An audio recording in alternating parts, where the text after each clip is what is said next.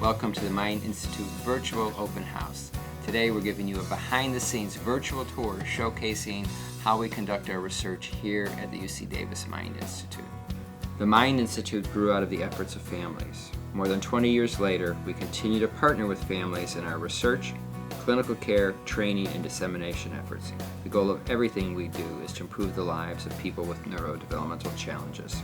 Today's tour includes some of the labs in our biosciences building, our child life program working with our phlebotomy lab, understanding the role of genomic medicine, how we image the brain, the ways we can use telehealth to deliver treatment, and finally, the use of virtual reality to help young people with ADHD. After our virtual tours, we'll have exciting live presentations from two of our faculty here at the Mind Institute.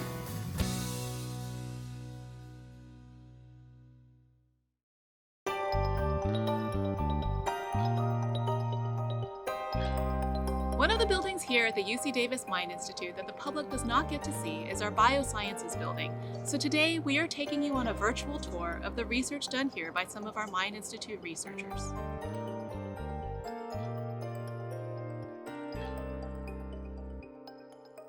The research that I'm doing in my lab here at the Mind Institute is mainly focused on researching the molecular mechanism that are behind the lead to neurodevelopmental disorders. And these include mostly Fragile X syndrome, FMR1 associated disorders, autism spectrum disorder, and 22q deletion disorder. For the past 20 years, I've been working on Fragile X syndrome and looking at the structure of the FMR1 gene, which is the gene that is responsible for the disorder. So in the lab, we look at the methylation, we look at the structure of the gene, and we have been using this information also to develop some biomarkers that can help us to monitor the progression of the disorders. So we're looking at a spectrum of different things using all the most modern technologies and try to identify those pathways that involve genes that they might exacerbate and act as a gene modifier and help us to understand how this disease develops. And so we have identified a number of potential markers, and this is really exciting for us.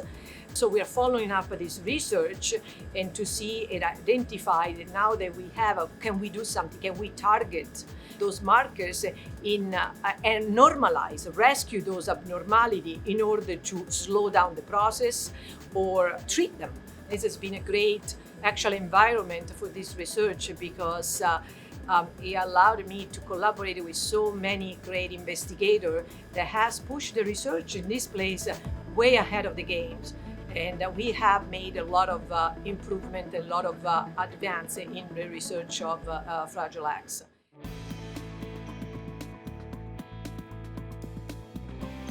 The primary focus of my lab is to understand brain development in children with autism across the lifespan.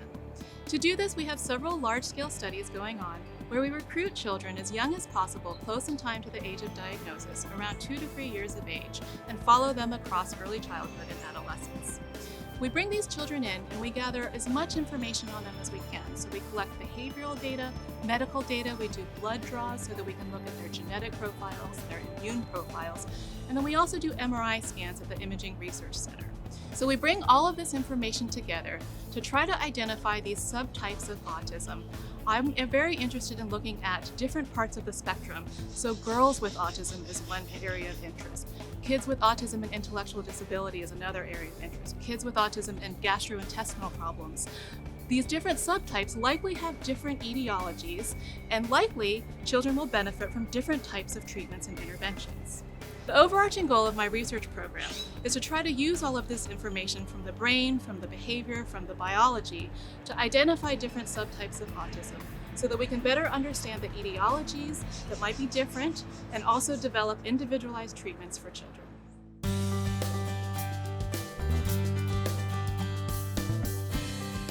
In the Bauman Lab, we study prenatal risk factors for neurodevelopmental disorders, including autism and schizophrenia, and other neurodevelopmental disorders as well. So first, let me tell you why this is important. We know that women who are exposed to viral or bacterial infections during pregnancy have an increased risk of having a child who will eventually be diagnosed with a neurodevelopmental disorder. It's important to pause here and point out, though, of course, most women are exposed to infection during pregnancy and most go on to have neurotypical children. Our goal with this line of research is not to add stress or anxiety to expectant mothers, but to understand why some pregnancies are vulnerable and others are not, and importantly, to provide women with evidence-based guidelines for how to manage infection during pregnancy. So let me tell you a little bit about how we conduct this research in my lab.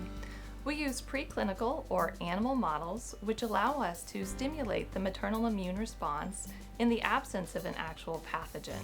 This allows us to understand how changes in the prenatal environment can alter offspring brain and behavioral development.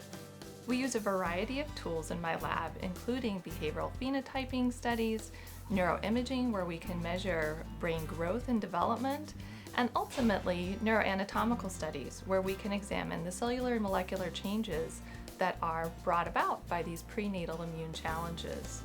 Our goal again is to contribute to the understanding of which pregnancies are vulnerable, which time points during gestation are vulnerable, and how we can safely manage infection during pregnancy to reduce the risk of neurodevelopmental disorders in offspring.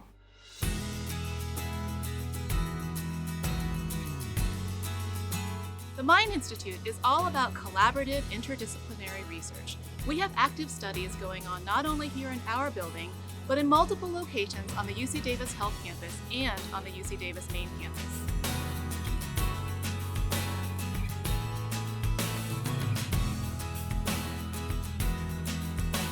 The research that my lab does, in line with the mission of the Mind Institute, is really attempting to develop novel therapeutics for rare genetically linked neurodevelopmental disorders and different diseases across the autism spectrum. And we do this through the use of cell therapies, gene therapies, cell and gene therapies, using new techniques like CRISPR-Cas9 to induce epigenetic alterations or regulate gene expression across a multitude of different model systems. So my lab really likes to focus on the human genome and developing targeted therapeutics using induced pluripotent stem cells that we can isolate from patients, that we can later turn to neuronal stem cells or neurons, the cells of the brain that are the most affected, as well as utilizing different transgenic mouse models of disease. And so mice that maybe contain the same genetic mutations or variants as the disease that we're focused on.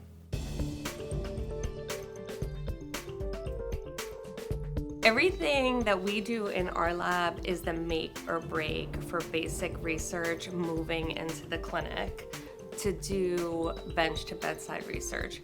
We test potential therapeutics for efficacy, meaning does it improve a problem that the person and or our model organism is exhibiting. We test for efficacy mainly by looking at what the disease's main symptoms are. We call these symptom profiles phenotypes. In neurodevelopmental disorder, they're almost all behavior. So for intellectual disability, we're looking at improvements in learning and memory or improvements in cognition. For any sort of motor disorder or impairments with hyperactivity or other motor related issues, we want to see that the compounds improve that. With ADHD-esque disorders, we want to see that the compounds can increase function. My lab mainly focuses on rare genetic disorders that are associated with intellectual disability, but also have a component of pediatric epilepsy. And so for that, our outcomes have to do with measuring brain activity through what we call an EEG. We look to see that these therapeutics that are designed by other collaborators at the Mind make the brain activity so that it's not so seizure susceptible, so that less seizures occur. And we also, most recently, have been looking at sleep outcomes because, quite frankly, in neurodevelopmental disorders, most families, their number one complaint is sleep dysfunction and abnormalities that are related to sleep. And so we think if we can improve sleep, that would be a major help to many, many families and improve quality of life.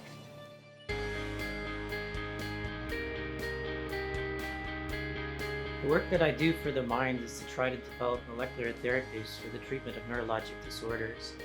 So where there are other people that find mutated genes that are causing this disease, we're trying to do something about that. And we're trying to do something about that on the molecular level, the same level as the DNA sequences that are mutated.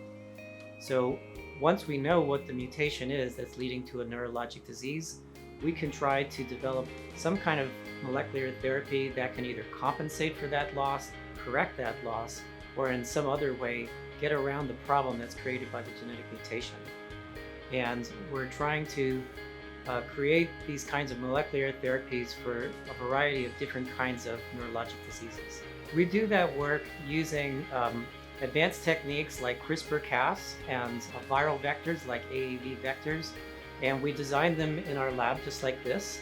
And then we have to test them first in human cells to see if they're going to be productive for us. And then we might actually try to test it in a mouse model of the disease. And that's a very important step that we have to go through to make sure that the thing that we're working on will not just change the genetics of the mouse, but actually improve the mouse's symptoms. That gives us hope that if we were to eventually try that in a person, it would improve their symptoms as well. There's a number of other hurdles that we might have to do before we actually enter it into a clinical trial, but those are the first steps that we focus on the most in our lab. This is just a sampling of the important research we're doing here at UC Davis Health, on the UC Davis campus, and here at the UC Davis Mind Institute.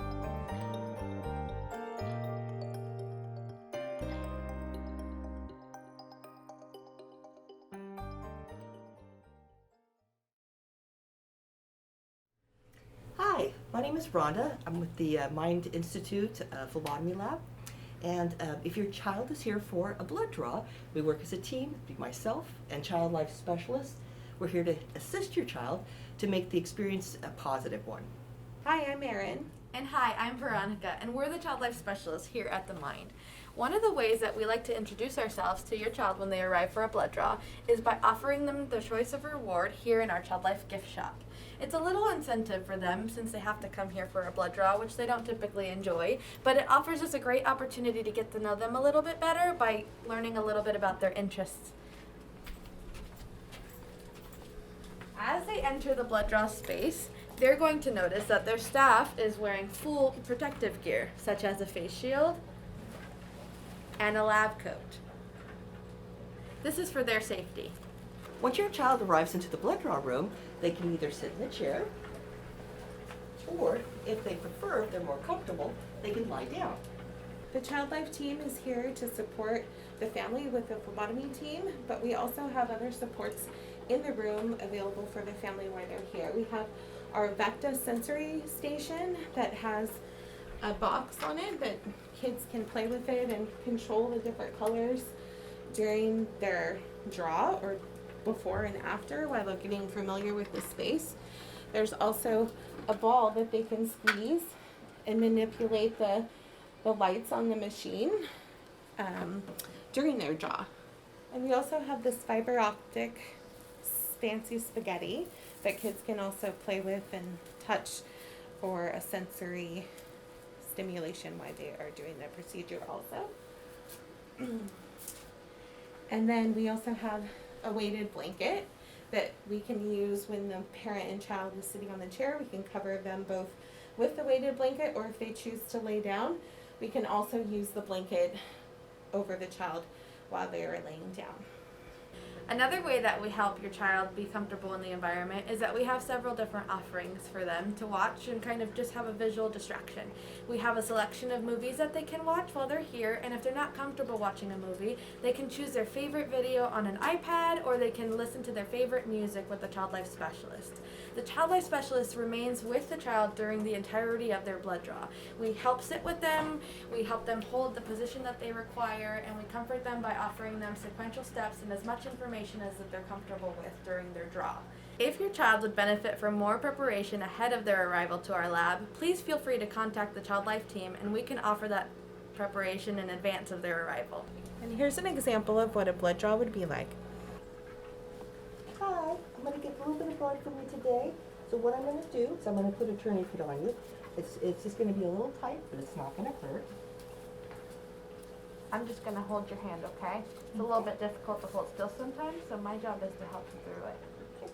And then I'm just going to feel a little bit. And sometimes I have to feel both sides, and sometimes I don't. This side feels good. So Veronica, she's going to hold your hand. Do you have any questions before we start? No? Okay. And so then I take a little alcohol, and I'll clean the skin. And I'll dry it off. Are you comfortable looking? Because you can also look at the iPad if you'd like. I'm okay. Okay, perfect. This was just a little tour of our phlebotomy lab. And some of the supports that our Child Life team offers you.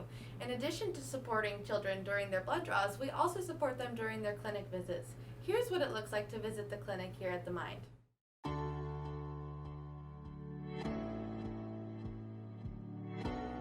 Today, you have an appointment at the UC Davis Mind Institute.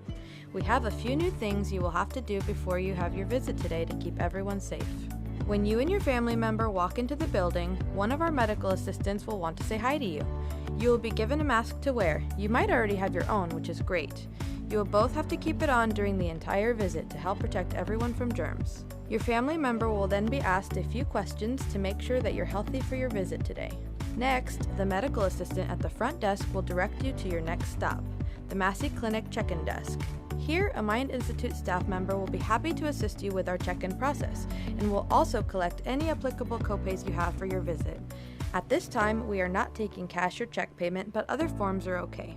After checking in, our front desk staff will direct you to the Massey Family Clinic. Once there, one of our medical assistants will ask your family member for your specific patient information and take some vital signs in the vitals room. In the vitals room, you will take off your shoes and our medical assistant will have you stand on a scale to learn about how tall you are and how much you weigh, and then take your blood pressure to learn about how your heart is working with just a short squeeze. They may also measure to see how big your head is with a soft band.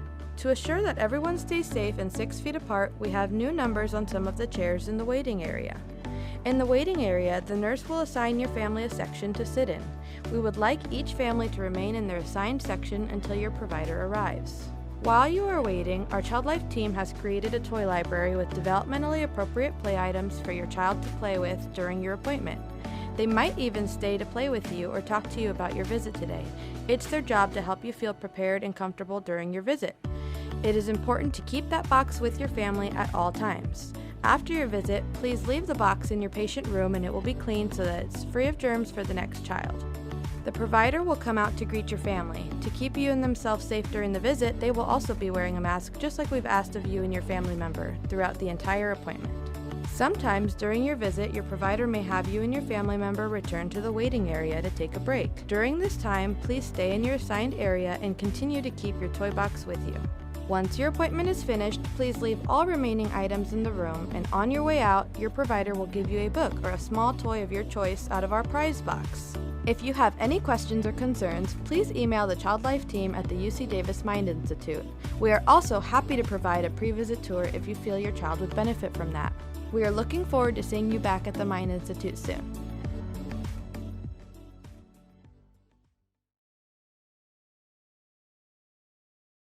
Hi, my name is Sima Shankar. I'm in the Department of Pediatrics, Division of Genomic Medicine here at the Mind Institute. I will share with you all some of the work that we do here at Genomic Medicine, as well as our research. We are often asked, what is genomic medicine? Now, genomic medicine is a specialty that integrates the understanding of genetic contribution to human diseases. Our team consists of 5 clinical geneticists and physician scientists, as well as 5 genetic counselors. We also have a genetic counseling assistant, a metabolic nutritionist, and a CRA. We at the Mind Institute in Genomic Medicine Clinic see patients with autism and neurodevelopmental delay, cardiovascular, as well as other metabolic conditions, and have a precision genomics clinic as well. We see individuals of all ages from newborn to adulthood. Among our referrals, developmental delay and autism spectrum disorders are among the top. Individuals may come with either developmental delay or a known diagnosis of autism spectrum disorder, or they may come with a symptom of ADHD, intellectual disability, history of developmental regression, or speech and language developmental delays. We know that the etiology for autism spectrum disorder and developmental delays are complex and include both genetic and environmental factors. There are also epigenetic factors. We specialize in evaluating for genetic disorders, and our goal is to provide accurate genetic assessment so that we can provide clear prognosis, risk assessment, and direct our families to appropriate services. Our genetics evaluation is very detailed and consists of detailed history taking as well as physical examination, in addition to taking very detailed family history.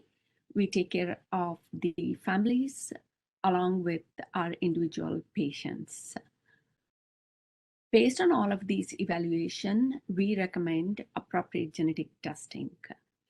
We know that all of our DNA that carries the genetic information is packaged within the chromosomes.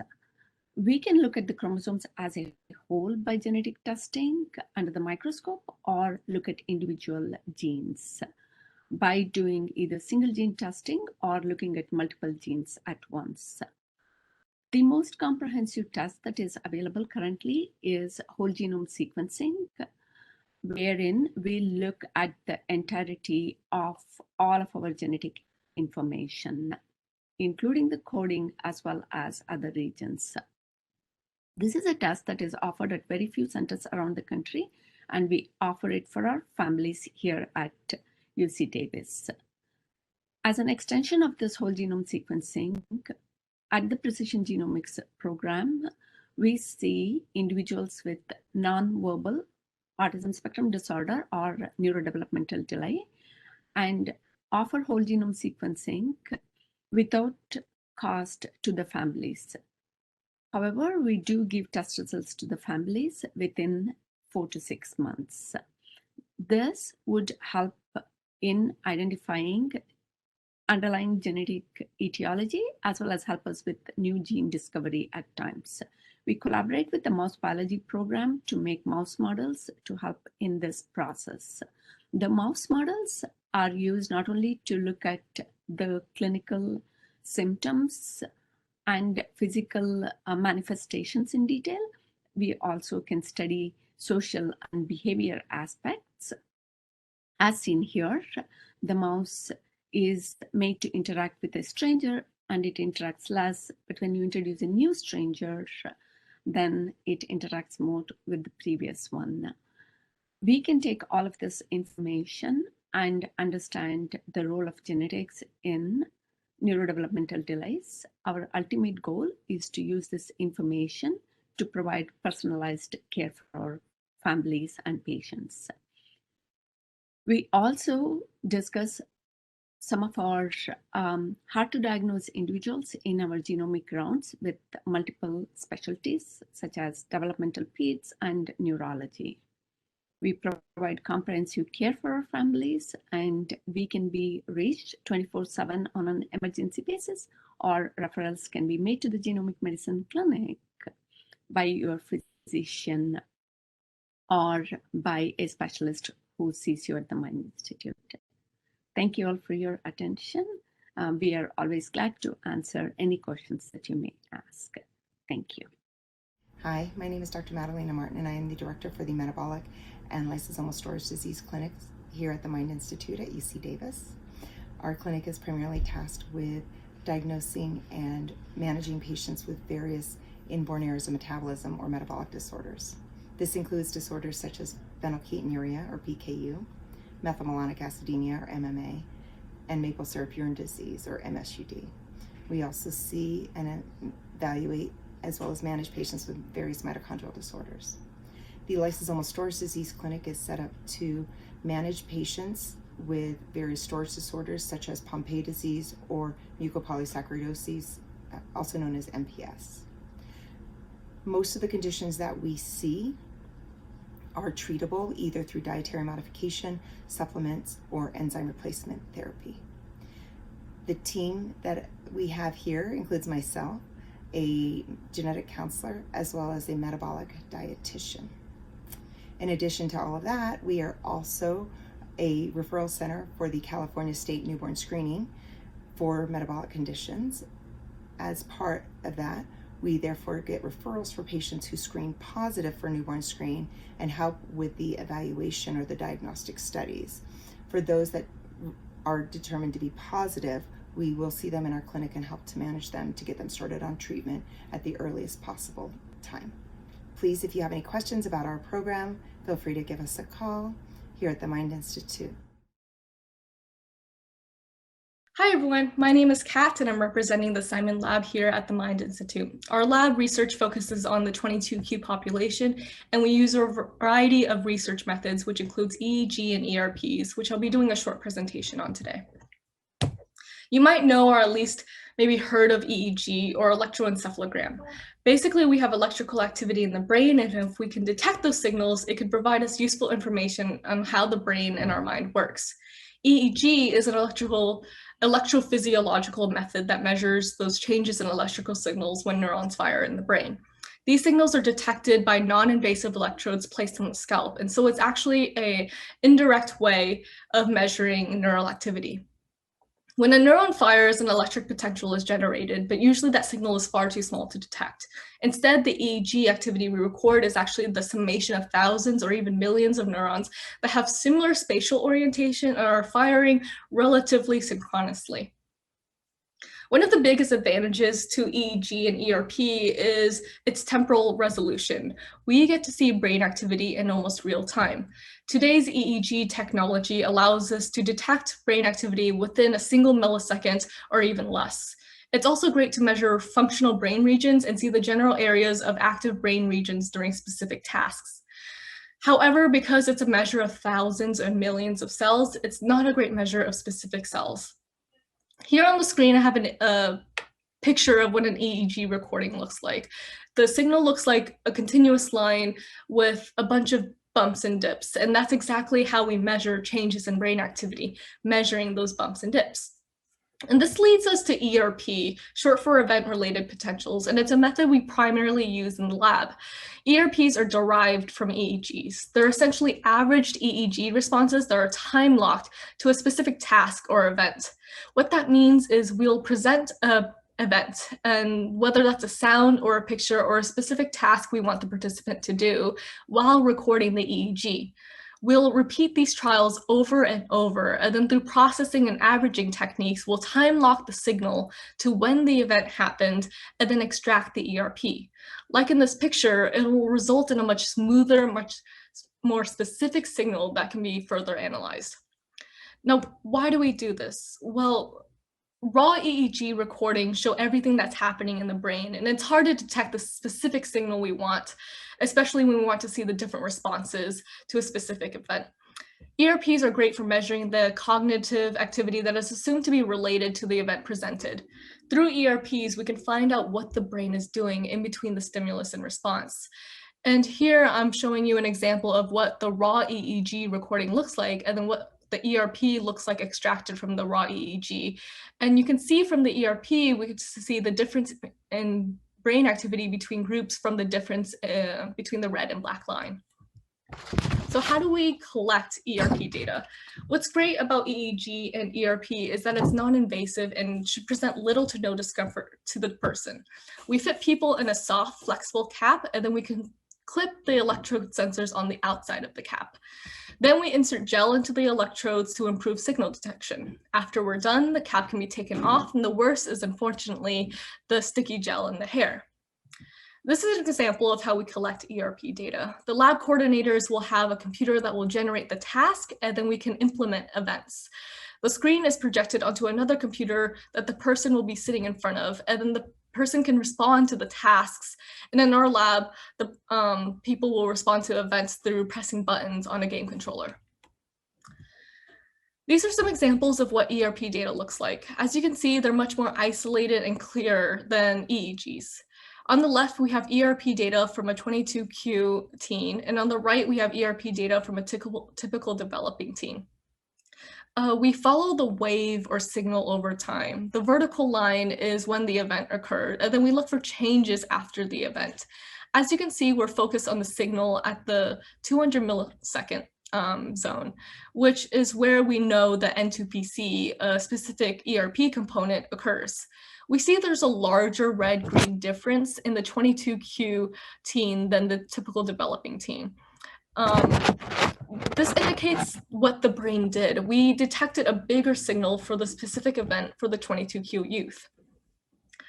We can then further our analysis of ERPs by measuring the size of the signal and running statistical tests to find significance between groups. From the ERP data, we found that youth with 22q have a much stronger N2PC than TD youth. That means their attention was captured more strongly by distractors in the task. The PD component indexes the suppression of distractors, and youth with 22q were much less able to suppress the attentional capture. These differences can explain why youth with 22q respond so differently in the world. This could also explain the basis of some of the learning and mental health challenges that 22q youth face. Thank you so much for joining and listening. I hope this introduction to EEG and ERP was clear and helpful. Thank you again. Hello, and welcome to our virtual tour of the Language Development Lab's Telehealth Program. My name is Lauren, and I, along with my colleagues Sarah, Amy, and Laura, are going to walk you through the ways in which we use telehealth procedures across multiple types of research projects. In our lab, we primarily use video teleconferencing software such as Zoom to connect with families across multiple types of interactions. We also try to make sure our telehealth procedures are accessible for everyone by providing support both prior to and while participating, as well as by using technology that is familiar to the family whenever possible, while still ensuring the security and confidentiality of our participants. Some of the benefits of using telehealth procedures that we have seen in our lab is that it reduces the burden of needing to travel to our clinic, which also helps increase the accessibility of our research and intervention studies. We've also found that telehealth helps increase flexibility in participating by being more accommodating of families' work and school schedules. Importantly, telehealth can be used across the full pathway to services, starting at the discovery of need through research studies collecting a range of information, as well as being used to conduct controlled treatment studies, such as those focused on the implementation of new treatments, and even to explore innovative ways to collect outcome measures for such treatments. And then lastly, telehealth is vital for improving the delivery of services into the community by enhancing the scalability of complex interventions and increasing the access to care. So now I'm going to turn it over to the rest of our team to talk about how we've used telehealth in multiple studies in our lab across this pathway. As Lauren mentioned, telehealth can be used in research studies focused on characterizing individuals and families with the intent of identifying optimal ways to support these families through subsequent targeted interventions. In our lab specifically, we have used telehealth procedures to explore the relationship between family factors and child spoken language by looking not only at how parental language input helps support child communication, but also how family factors such as measures of parental well-being and child phenotypic characteristics might alter this relationship and inform subsequent treatment targets. Of studies that Sarah mentioned help highlight the importance of individualized treatment approaches that help create learning opportunities for both the parent and the child to partake in, for example, through parent-implemented interventions. In this model, clinicians work directly with the parent through one-on-one sessions to teach specific support strategies that the parent can use with their child. Then, when the parent is interacting with their child, the clinician provides coaching to the parent in real time. Importantly, the true value of this intervention approach happens when the clinician is not there. Instead, parents take on the role of the clinician in their daily lives, thereby increasing the dose of treatment that the child may receive. And because parents can implement the language support strategies during different types of interaction throughout their day, the likelihood of generalization of skills that the child is learning improves. Here's an example of a live bug in the ear coaching session where the parent can hear the clinician, but the child cannot. Let's try a fill-in. When the balloon popped, the boy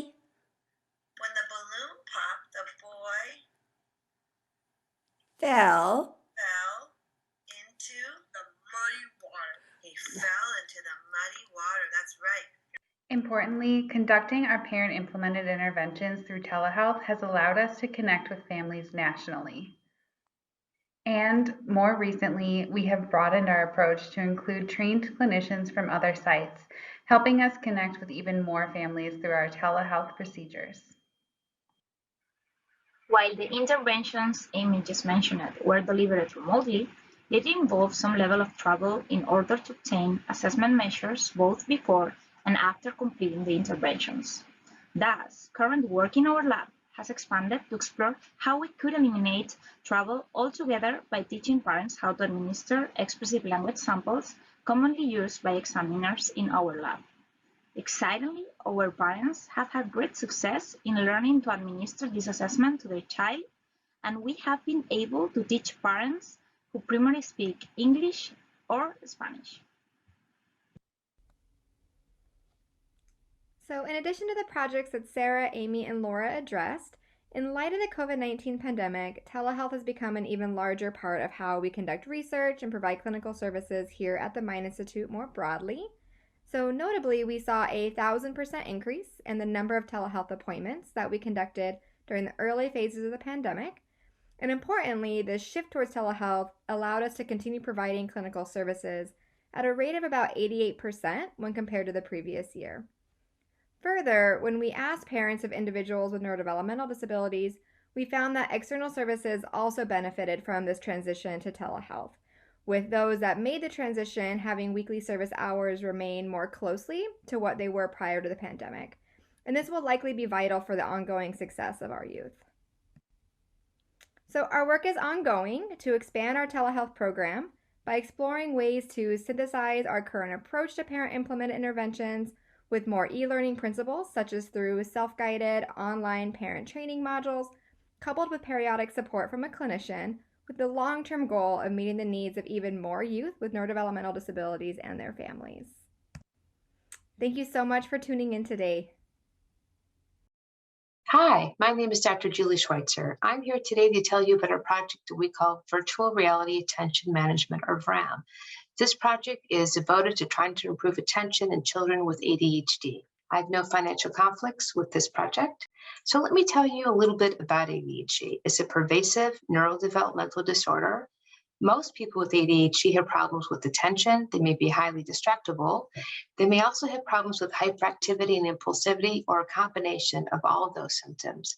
About 5 to 10% of children have ADHD, and many continue to have these same symptoms as adults. We don't know what causes ADHD, but we suspect genetic and environmental risk factors are both at play. ADHD can also increase your risk for other psychiatric disorders, such as problems with anxiety and mood disorders. It can also cause problems in school, and particularly in the classroom setting, and it can also relate to issues getting homework done, and for adults, they may have problems on the job as well. ADHD also puts one at risk for higher accident rates, whether that's car accidents or accidents at home also. They may also be at greater risk for use of and abuse of alcohol and drugs of abuse. They can also have peer problems, whether it's with children, parents, teachers, or coworkers for adults. The typical treatment for ADHD involves medication, such as stimulant medication, and or behavior therapy, like parent training or interventions in a school setting. And even though we have some treatments that work fairly well, we know that we need new treatments for ADHD because many issues, such as distractibility, are simply undertreated for our children. Distractibility is one of the most common problems in ADHD, and that's why we've developed this project. And it's an issue that is across the lifespan, so children, adolescents, and adults can suffer from it. One of the greatest issues is that it impairs one's academic functioning, as well as occupational and social functioning. In the classroom, it can interfere with one's ability to learn and get their work done. So typically in a classroom, a child with ADHD may be distracted by friends talking, the teacher talking, noises outside the classroom or noises in the classroom that interfere with their ability to listen to what is being said by a teacher, as well as to get their work done. For those children who are trying to do their Zoom work while learning from home, they can be very distracted also by perhaps their parents trying to get their work done, their dog, their siblings, other noises going on in the background. We also know that distractibility is a public health issue. Turns out that people with ADHD have much higher accidence rates. That's even at home, such as tripping on things, and then other serious issues where they wind up in the emergency room. But also for those who are adolescents and adults, they tend to have more driving accidents. And we think that distractibility may be some of the core reasons why those driving accidents are higher. There are no known targeted treatments that are specifically tried to address distractibility, except we're trying to develop that right now. So why is there this need? Well, we know that medication can work well for some people, but it only improves symptoms while the medication is in the system. And most medication for ADHD only lasts a few hours or maybe several hours a day. And once that medication is gone, the attentional issues are still there. Some children, though, can't even take medication because they suffer from severe side effects, such as problems with appetite where they lose too much weight, or they get stomach aches, headaches, or they have trouble sleeping on medication for ADHD. Now, for those people where medication does work, it might still be that our treatment that we're trying to develop can be a supplement to that medication as well. One thing we do also know is that behavioral treatments that are designed for ADHD typically do not target or improve distractibility. So what we're trying to use is new technology called virtual reality technology. So why are we trying to use VR technology? One is that it's really accessible. It's becoming increasingly accessible online, in stores. You can even get cardboard versions of virtual reality headsets. It's relatively inexpensive when you compare it to the other kinds of treatments that are available for ADHD. Another reason that we're doing it is that kids tend to like things like gaming and VR headsets. They think it's kind of cool, and that's pretty rare that our children with ADHD would actually like a treatment that we're trying to develop for them. So it's less stigmatizing if you're doing something like actually being involved in a virtual reality treatment. As scientists, we like that there's lots of metrics or measures that we can get from the VR headset. So we can look at eye movements, we can look at head movements, and we can look at other measures to see whether or not the treatment is actually having a beneficial effect. Another major reason that we're using virtual reality is that it turns out that we're finding in other disorders that virtual reality treatment can generalize to other settings. So what that means is that when somebody is doing the treatment using the VR headset, it can transfer to a real setting. So even though they're playing games, it turns out this might help them in the real classroom or perhaps doing their homework and so forth. And that's really one of the main reasons that we're really doing this study, is that we're trying to see if we can develop a treatment that can cut across other settings and help people with ADHD transfer their new skills to different situations. Let me show you here what our VR classroom looks like. This is our VR classroom where we have children, avatar children, sitting in the classroom. When your child is wearing a VR headset, they look down at a notebook, just like they're at their desk. There's a teacher standing in front of the classroom, in front of a whiteboard, and there's a busy street where where cars and buses go by and so forth. And there's a number of tasks that children who are practicing the VR treatment do in the classroom. They're doing some attention tasks where there's animals that are shown. They're doing some math tests. They might be watching a video and so forth. But there's all these distractors that occur as well. So as I said earlier, there could be a bus or a car driving by the window. There could be a person walking by the window. We also have children talking to one another. The VR avatars talking to one another. They may drop a pen or a pencil. The teacher's cell phone may go off in the classroom. They may cough or sneeze and so forth, just like some of the real distractors a child would experience in a classroom. And what children in this study do is they practice this at home, so they can get used to those distractors and to see if that can eventually improve their attention. So let me tell you about how children can participate if you're interested in our project. Our project is for children between 8 to 12 years of age. They have to have significant problems with attention or distractibility. They may or may not have an actual diagnosis of ADHD. If they don't have a diagnosis of ADHD, we can see if they meet our criteria by the diagnostic evaluation that we'll do. Children take a headset that we give them and they practice 3 to 5 sessions at home a week for about 20 minutes a session for about 10 sessions total. So mostly it'll take about 2 to 3 weeks for the practice. They'll also have to visit the Mind Institute for 2 to 3 visits where we are practicing very careful social distancing and so forth. And we make sure that the equipment is clean and that you and your child will be quite a distance from us, so to reduce the likelihood of contracting COVID. We also do some of our procedures over the phone or a Zoom interview. When our children are done doing their work each day, their training, they then get to play fun VR games as well. And children and parents who are involved will receive compensation for their time. Now, unfortunately, children who are currently taking medication for ADHD cannot be included in our study. And if your child has psychiatric conditions such as depression, severe depression, or autism, they also are not eligible for our study at this time. If you'd like to find out more about our study, please contact us over email or the phone. And our email contact information is hs-airlab@ucdavis.edu.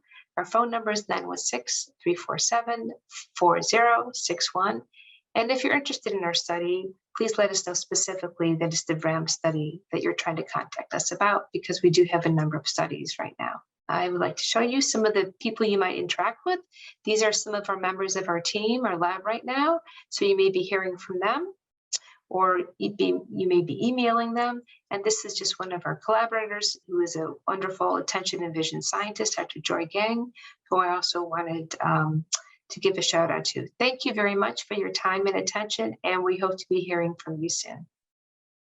I'm going to talk very briefly about immune system regulation of prenatal brain development. In my lab, we study cerebral cortex, as Dr. Abuduta mentioned, and what we'll talk about briefly is what is the cerebral cortex, when does it develop, how does it develop, what we know about how it develops, and how is this related to autism spectrum disorders or neurodevelopmental disorders.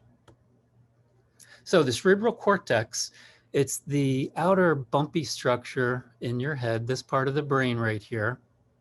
And in specific, what we study is something called the gray matter. So if we take a look at the inside of the brain, what we can see is that outer bumpy structure. If you follow my laser pointer here, it's made of a layer of cells, neurons and glial cells. And there are billions and billions of them. And this structure, the cerebral cortex, it's critically involved in everything that you see, how you hear, how you move around, what you feel, how you plan things, and how you think. So it's critically involved in what we are, who we are. When does it develop? The development occurs to the largest degree during pregnancy, during gestation. And what we're looking at right here is a scanning electron micrograph of the brain at 3 weeks of gestation. And there's a structure that's called the neural tube. I've highlighted here with these red lines, and it starts out as a teeny little structure. So it's only 7/1000ths of an inch in diameter, about 200 microns if you prefer that. Teeny little structure. It has enough cells though, and all the instructions to make this very large structure, the human cerebral cortex. So to put things in context, what you're looking at way down here on the lower left, that's the size of the brain at 3 weeks of gestation, and it's going to make this very large organ. So there we are at 3 weeks of gestation. 2 months later, at 11 weeks of gestation, you can see something that's recognizably the brain. And so what you have during gestation is a very steep growth curve. There's a lot of growth. So if we count all the cells in this outer gray matter here and in this picture, it's stained in purple, and you can follow the laser pointer there that's indicating where the cells are. So if you count all those cells, it's about 40 billion cells, neurons and glia. And those are produced during gestation. And they're produced by neural precursor cells. I'm going to use the term NPC, that term NPC. And they're located near a structure called the lateral ventricle, and they're produced at a very rapid rate. So throughout pregnancy, every second, 1,000 neurons are being produced. So 1,000 cells. So they're being produced at a very rapid rate. And what we know is that there are two types of neural precursor cells, two types of NPCs. They express different genes. And what you're looking at here is an image of the fetal brain. And you can see that there's one class of cells. They express a gene called PAX6. And you can see that it's right here. It's by that structure called the lateral ventricle. And then we have another class of cells that express a different gene called TBR2. So we have these two types of cells. And then over here on the right, what you're seeing is an individual neural precursor cell that we've filled with a fluorescent protein, and this allows us to see it. So that's the cell body of the cell. It's about 10 microns across. It's incredibly small, and it has this long, thin fiber that I call a peel fiber. Okay, that's an individual neural precursor cell. So what we know about these cells, we know their morphology or their shape, what they look like. We know some of the genes they express and how these cells behave. We know their physiological characteristics or their cellular behavior. We know how they divide. They divide to produce cells. And when they divide, every division produces a daughter cell. And we know what kinds of daughter cells they can produce. So we know this about development. What we are still learning is what controls those behaviors, what regulates the daughter cell production. And one of the things that we've hit upon is that the immune system has something to say about this. So in the brain, the immune cells, the innate immune cells of the brain are called microglia. And so if we look at an image of the fetal brain, and here the immune cells are stained green, you can see that there are microglial cells in the developing brain, and you can see that there's a dense band of them here on this, in this area right here. I'm highlighting it with the laser pointer, and there's also a white arrow pointing to it. The microglia come into the developing brain, they enter during development, and they colonize or they locate in proliferative zones. And the proliferative zone is where those neural precursor cells are located. And if we look really close at individual microglial cells, what we can see, and here they're labeled in green. So there's a microglial cell in green. And then you see this red circle right here, that's an individual NPC. And what you can see is that in the normally developing brain, in the brain that's growing during gestation, the microglia touch, they surround, they envelop, and they phagocytize or they eat these NPCs. This is something that's going on in the normally developing brain. Another thing that they do is that the microglia extend a lot of processes and they're very touchy.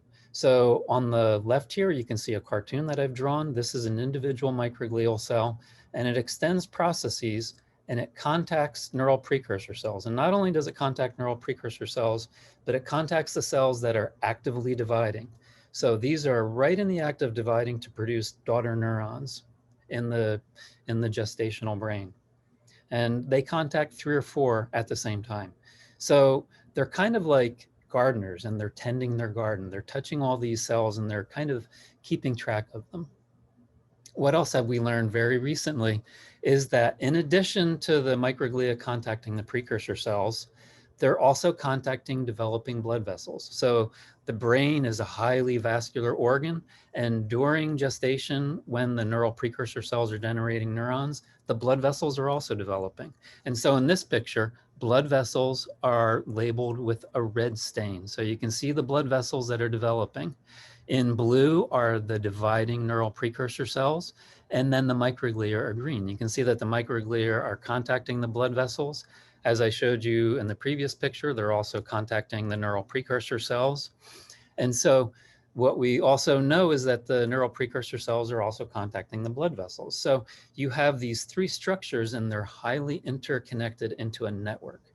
So this is all occurring in the developing brain during gestation in normal development. that really caught our attention. This hadn't been described before, so we looked more closely at the blood vessels. And before we started this, I thought of blood vessels as a kind of garden hose. So you need blood in the brain, you have a hose, and it sends blood to the brain. But it turns out that in the developing brain, the blood vessels extend multitudes of tiny little processes called philopodia. And if we look at these philopodia, so here in red is a blood vessel, and you can see an individual blood vessel philopodia that I'm pointing out here with the laser pointer, and it ends with something that looks like a little button. And if we look over here on the right, that little button is expressing a protein that's used to communicate with neighboring cells. So it's got a means, it's got a way of communicating with neighboring cells. And in addition, those little buttons, and I'll point to this picture right here, if you can see my cursor, labeled in blue is a dividing neural precursor cell. It's getting ready to produce a daughter neuron, and you can see 3 of those little buttons right on that dividing cell. So the blood vessel has the means to communicate, and it sends these philopodia, these little buttons, right to the dividing cell. So this is very suggestive that the blood vessels are communicating with the dividing precursor cells. So they communicate with the NPCs. All right, finally, to wrap this up, this little introduction of what we do in the lab, how does this relate to health? How does this relate to spectrum disorders or neurodevelopmental disorders?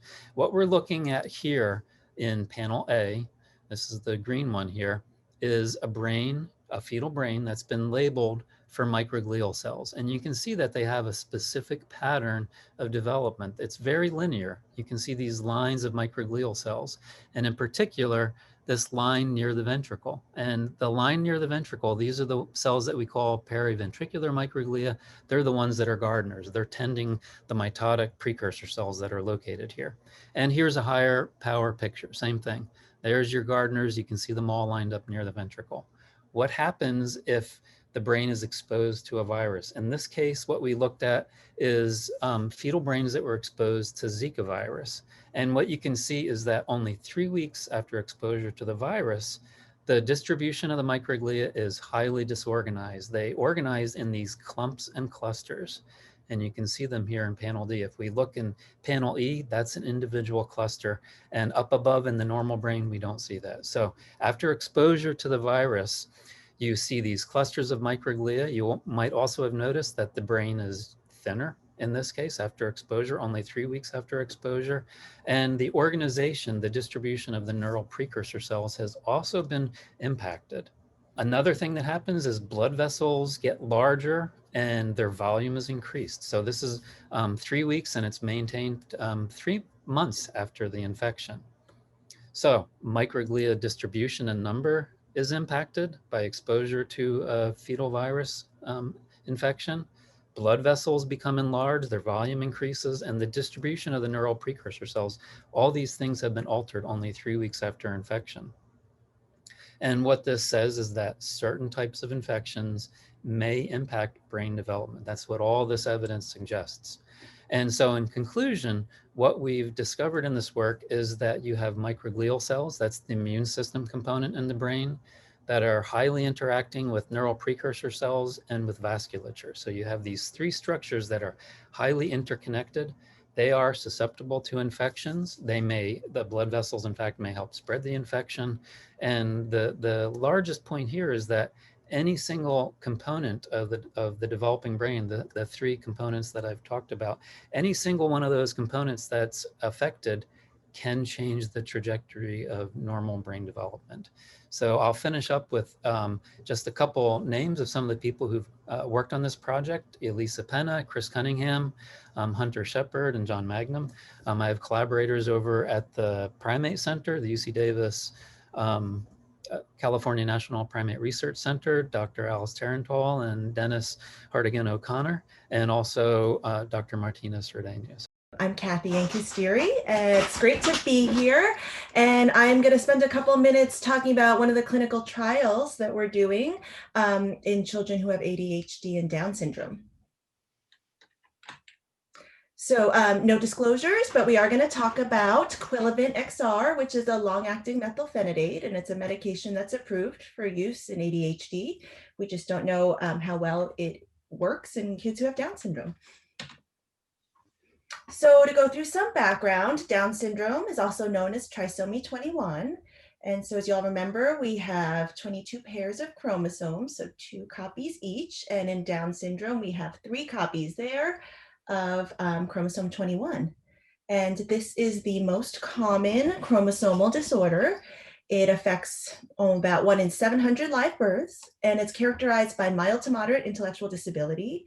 And children with Down syndrome typically have strengths in their visual spatial skills, social functioning, and areas of weakness can include verbal processing and executive function. So like, organization and planning skills, things that very much overlap with symptoms of ADHD. And so I just wanted to share this resource with everyone since we're talking about Down syndrome. It's a great document to share with your pediatrician or family practice doc, whoever's helping to take care of your child with Down syndrome, because there are a lot of medical conditions to be tracking and keeping an eye out for. And this is a really great way to kind of make sure we're being comprehensive and taking the best care that we can for our children. So we know that there's tendency for there to be difficulties with growth, with heart development, with thyroid function, so that can affect your physical growth and metabolism. Celiac disease, so affecting the GI system. Blood can be affected too, so leukemia is higher risk. And later in life, there's a higher risk for Alzheimer's disease. We also want to make sure we're keeping track of how well vision and hearing are doing and intervene if needed, and do some screening for obstructive sleep apnea. So there's a lot to do there, but this document has it nicely outlined to help us keep organized. And one of the things the American Academy of Pediatrics points out is that every visit with a kid with Down syndrome, we should be looking at how well they're doing in their self-help skills and screening for ADHD. So this is an important condition. And to compare with prevalence in the general population, ADHD is affects about 8% of children, and children who have intellectual disabilities are a little bit more affected. 13 to 16% may have ADHD. However, in Down syndrome, rates may be as high as 44%. So that's 3 to 5 times higher than the general population risk. And there are many reasons why that may be. So one is that there's different metabolism of neurotransmitters, or the chemicals in the brain that tell us how to process information. A lot of children with Down syndrome may have congenital heart disease, so they're also at risk for ADHD due to congenital heart disease, and that could be related to surgeries that happen, or low oxygen early in life because of the heart defects. What we know, however, is that very few children with Down syndrome are using stimulant medication, and there are a lot of good reasons for that. Some are because children with Down syndrome already are at higher risk for growth problems, or we're being a little more careful about their heart status. And of course, stimulants can affect both of those things. So there also is a lot of diagnostic uncertainty. So I've had a lot of families who've come in to see us and tell us that their doctor said, we can't diagnose ADHD in your child with Down syndrome. And that's because the symptoms overlap with a lot of other associated symptoms. Things like sleep problems can certainly affect how well you focus and your activity level during the day. Vision problems, hearing problems can also look similar or contribute. The thyroid, as I mentioned, can affect how well you're focusing, your energy level. Difficulties in communication, whether it's related to autism or speech and language difficulties, can also make it harder to diagnose ADHD. And we know it's underidentified in Down syndrome. So only 20% of parents report having a diagnosis of ADHD in their child, even though I showed you in that other slide that 40% probably have symptoms. There is a lot of variability or heterogeneity within Down syndrome. And so that also makes it difficult to identify. There's also diagnostic overshadowing. So one of the other reasons I think that ADHD isn't often identified is that when you have one condition already, sometimes you don't look for other ones. And it's hard to tease apart what is ADHD or what are difficulties that are just related to having developmental delays, intellectual disability, and Down syndrome itself.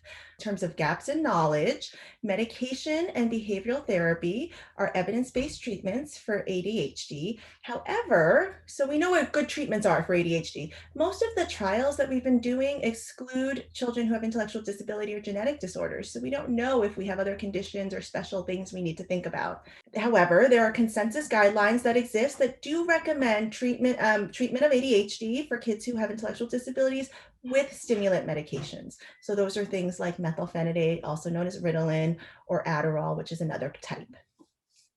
However, in Down syndrome, we don't know what the safety and efficacy of these very well evidence-based treatments are in Down syndrome. So we don't have these guidelines. We'd like to be, and our research really wants to try to look at how can we help create these. As I mentioned earlier, there's cardiac risk given the congenital heart disease. So do we need to be more careful? And maybe there's a reduced response to some of these medications. So doses may be different. And are they more sensitive to side effects? These are exactly the same things again. Are there different measures? So the other part of this is also the identification of ADHD symptoms. So can we use the usual diagnostic criteria we use for ADHD and Down syndrome, or do we need to alter those a little bit? So let me just take a couple minutes to give a plug for a study. And this is looking at medication treatment of ADHD. The primary objective is to determine efficacy of stimulant treatment. In this case, it's a long-acting liquid called Quilivant XR. And again, it's already FDA approved for use in ADHD. And we want to see how well it helps the behaviors and functional skills of children who have Down syndrome and ADHD. And we have multiple ways of measuring ADHD. We also get a lot of input from teachers and other sources besides the parents, as well as things that we're doing in the lab to measure how they're doing. So it's part of a diagnostic assessment. There's also a psychiatric interview that's done, and we share all of those with the families too.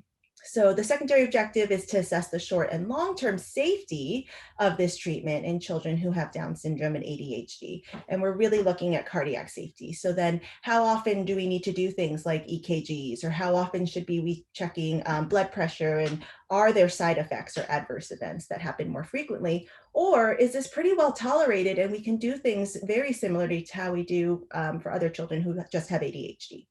So we're enrolling children ages 6 to 17 who have Down syndrome. We're doing this at 2 sites. So I do want to give acknowledgement to our primary site in Cincinnati, and that's Anna Esbenson and Tanya Froelich, who are the PIs of that study. The exclusion criteria include children who are currently taking medication for ADHD, children who have psychosis or other psychiatric disorders, children who might not be able to do some of the testing that we require as part of the study, or those who have traumatic brain injury or epilepsy. So this is a 31-week study, so about 7 months. And some of these visits we've adapted due to COVID so that there are some fewer in-person visits and some more that have switched to virtual visits.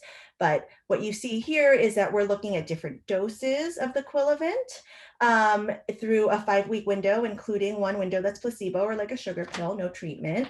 And then we do a comparison of 1 week at the best dose that child was on versus a placebo treatment. And then for the rest of the 6 months, it's actually an open label study where everyone is getting study medication. And then we're collecting data from teachers and parents on any changes that we see, positive and negative, related to treatment. If you are interested in learning more about our study, here is our website, and our coordinator is Danielle Ponzini, and her phone number and email are here.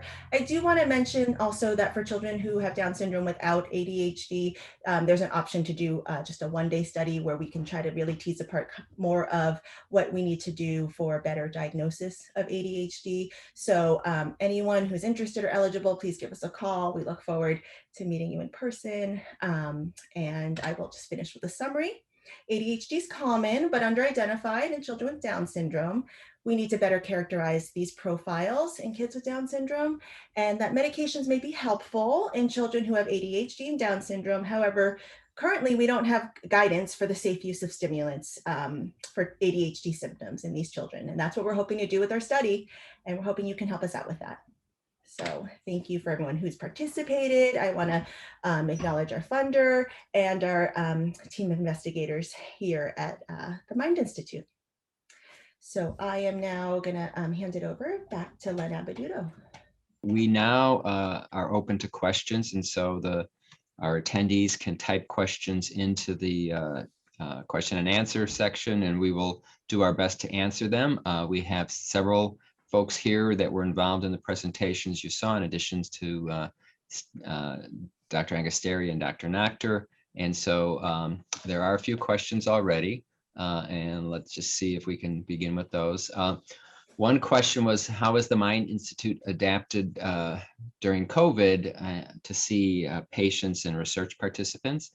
And I certainly can start with a response there.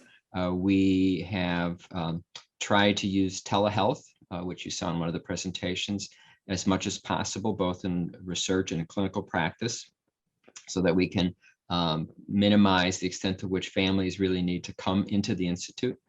We are still seeing families both clinically and for research, and you saw a little bit of that in the video, where we really have done everything that we can to reduce any sort of risk. We're all wearing masks, surgical masks, and when we interact with participants or patients, we have also face shields on. We are requiring families to be screened. We're all screened about symptoms before we come into the building, as will family members. And we also make sure that we clean everything particularly well, according to all of the CDC guidelines and so on. We're also requiring, in most studies, we're really limiting the studies to bringing in only research participants who can wear masks. And so that doesn't always work for some of our younger children or some of the children with particular sensitivities, but we're doing our best to adapt as we go forward. I don't know if anyone else has anything to add to that. Any of the other panelists have anything to add to that, but they certainly can if they have anything to say. Okay. If not, I've got another question here. I may ask Dr. Bullard to answer this one. This is a question about the telehealth presentation. How long does it usually take for a parent to become trained? Yeah, it takes about 12 to 16 weeks to be trained, depending on the study and the age of your child. So we have a play-based intervention that we do for about 16 weeks, and then a narrative intervention that we do for about 12 weeks. Okay, thanks. And I think the other thing just to mention is we're also, Dr. Bullard is also exploring ways to kind of combine that kind of live coaching with kind of self-guided training online modules, and that may actually help to reduce some of the time needed to train parents as well. And so we're looking at as much as possible to use technology to address these issues. Let's see if we have other questions. How do parents with children who have intellectual or developmental challenges access services at the Mind Institute? Thanks very much. The best way to access services, clinical services, is to have your primary care physician make a referral to the UC Davis Mind Institute and specify what the particular concerns are, and then we can really take it from there. You can also go to our website to kind of understand exactly all of the services we have and in terms of clinical services, so that you can make sure before you begin to talk with your primary care physician that we have the services that you need in terms of therapies and diagnostic services and the like. But we definitely need your primary care physician to make the referral. There's a question for Dr. Schweitzer about the VRAM study. Are there any tools available for using VRAM with adults? Our 21-year-old son has autism and ADD.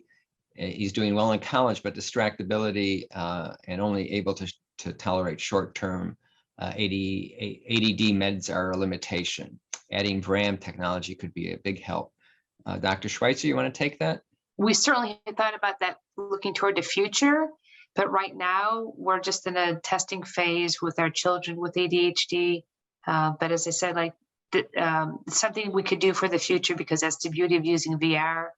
Your limits are your artwork and your software, and we certainly could do things that work better for adults and toward if we have future funding and so forth. But I wish we had some ideas for you right now for your son, but unfortunately I don't have any right off the top of my head. We have another question from Colombia. Is there any short-term program for my son or me as a parent, son with autism, available online or visiting? And certainly, one of the challenges I think with a physical visit here now are the travel restrictions, but also much of the training we do is for parents is a bit more long-term. However, there are a number of great resources for parents on our website around interventions. Many are video-based. There's also, and we can maybe put this in the chat, there's a link to something called Help Is in Your Hands, which was developed by Drs. Auburn Stamer here and Dr. Sally Rogers. And it has great videos for young children that parents can use, develop some practices to help them. And so I would definitely say, look at the Help Is in Your Hand, look at the other resources on our webpage. And then the other thing is Dr. Sally Rogers and Dr. Samer are also training people in the Early Start Denver model. And they have trained people all over the world. And if you visit their webpage, you may find some resources about folks in Colombia that are trained in Early Start Denver model as well. So definitely come to our page and look at the resources. And you also are more than welcome to email me at any time, and I can direct you to other resources as well if you can't find what you're looking for. And so one question is, how do I sign up for research? Thank you very much. I think it's a great way to help advance science, and also in many instances to learn more about us and to talk to people that can help and provide resources for families. If you go to our Mind Institute website, there is a place to sign up online. It's called the Research Volunteer Registry. And you can sign up, just fill out some basic information about your family. And what that does is it allows us to send you information about studies that may be relevant. Even if there's not a study relevant right now that would fit you, we could email you later and ask if you're interested and describe the study. And one of the nice things about this is that once you sign up, you're never obligated to participate in any particular study. It's always voluntary and it's always your option. And so it's just a good way to kind of stay connected to what we're doing and learn about research. Oh, here's a good question. How do I keep connected with events going on at the Mind Institute? And we have a number of ways to do that. You can follow us on social media. We have a Facebook page, a Twitter account, an Instagram account, and we really do our best to post and publicize all of our research and other events, talks, and things like that, as well as research updates. You can also sign up on our webpage for Mind Times. If you go through Mind Institute events, and Mind Times is a periodic newsletter that we send out that gives updates and it has a calendar of upcoming events and things like that. And so the Mind Times is really a nice way to stay connected. Oh, here's a question. What is the typical educational background of the researchers and others employed at the Mind Institute? My daughter is a high school senior who's planning to major in STEM, specifically in math and statistics. We're very diverse, so thanks for that question. In terms of our faculty, our 60 faculty come from 5 different schools and colleges on UC Davis campus, probably more than 20 different academic departments. And we have people who, as you saw with Dr. Noctor, who are looking at really basic cellular processes. And then we have people such as Dr. Angkustsiri, who are doing clinical research with people. We also have folks that are working on issues around kind of adapting clinical services and interventions for the community to make sure they can work in the quote unquote real world. And so it's very, very diverse. Our clinicians are trained in pediatrics, psychiatry, neurology, and many other areas, and genomics, obviously with Dr. Shankar's presentation. And so it's very diverse. And so certainly people in STEM have relevant skills. For example, we have a couple of colleagues who are experts in statistical analysis of very complicated data that gets collected in genetic studies or in brain imaging studies. We also have folks who do computational genetics, so basically trying to use math and computer algorithms to kind of discern patterns in complicated genomic data. So it's very, very diverse, and I think that's increasingly the case as we do things like use artificial intelligence to help in diagnostic and screening processes as well. So I think anything in STEM is likely to have some potential for connection at the Mind Institute, if not now, certainly in the very near future. So there's a question, and please, I don't need to dominate all the answers. If other of my colleagues want to jump in, feel free. Do you offer any trainings or other supports for special education professionals at schools or school districts? Well, right now we're not doing live trainings because of COVID, but certainly we have a number of lecture series that folks can come to when we're post-pandemic, and we put everything online and virtual. We have lectures of various kinds that are very scientific, but we also have some that are really directed more toward professionals and families. We have a lot of, as I mentioned, we have a lot of training materials online. And many of my colleagues work very closely on research projects with school districts. And so again, if you have particular requests, you're more than welcome at any time to email me, and I can connect you to folks who would be interested, because we're very committed to partnering to make sure that the resources and expertise we have are helping as many families as possible. And obviously working with our colleagues in the school system is really important. There's also something that you could maybe find on our website called CAPTAIN, which is an acronym for a project that's designed to provide training and evidence-based practices around autism in the schools. And it's a statewide program that's led here. And so take a look at the CAPTAIN project on our website as well. I want to make a plug for the LEND program, Leadership, Yes. Education, and Neurodevelopmental Disorders. So we take trainees from special education, from education. It's multidisciplinary, and it's actually a really good time. I think the call for applications. I will say that the other thing, if you look at our website, you'll see that a number of our resources are in Spanish, not just English. And we're trying increasingly to address the needs of the broader community in which we live. And so you will see more and more multi-language resources available. And our research also is increasingly reaching out to other families. And, we're trying to develop Spanish language measures and things like that so that we really are reaching everyone. And there's a nice link in the chat already. Another question was if I wanted to make a financial gift to the Mind, how did I do that?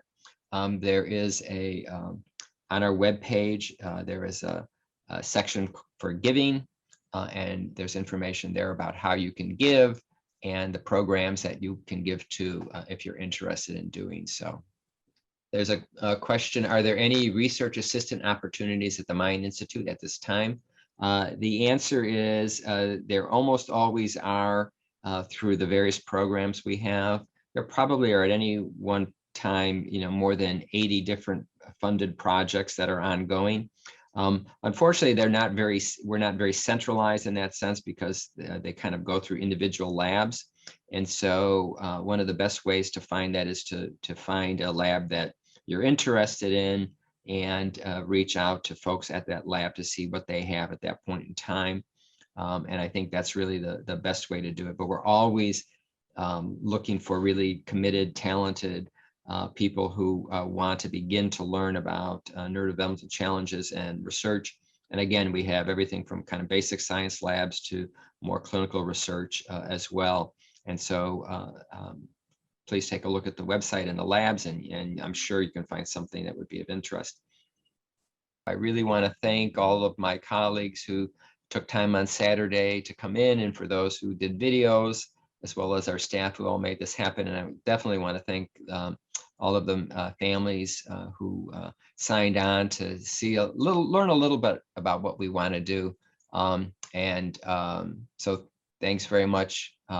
Really appreciate your time, and hopefully next year we will be doing a behind the scenes tour of the Mind Institute, not virtually, but in person at the Mind Institute like we've done in the past.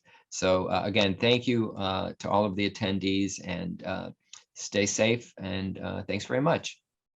The UC Davis Mind Institute was founded in 1998 with the promise to reduce and prevent the disabilities that can be associated with autism and other neurodevelopmental conditions. Every day, our clinicians and researchers make progress on that promise. Our groundbreaking research on autism, Fragile X syndrome, chromosome 22q11.2 deletion syndrome, ADHD, and other conditions associated with disability are helping affected individuals achieve their fullest potential.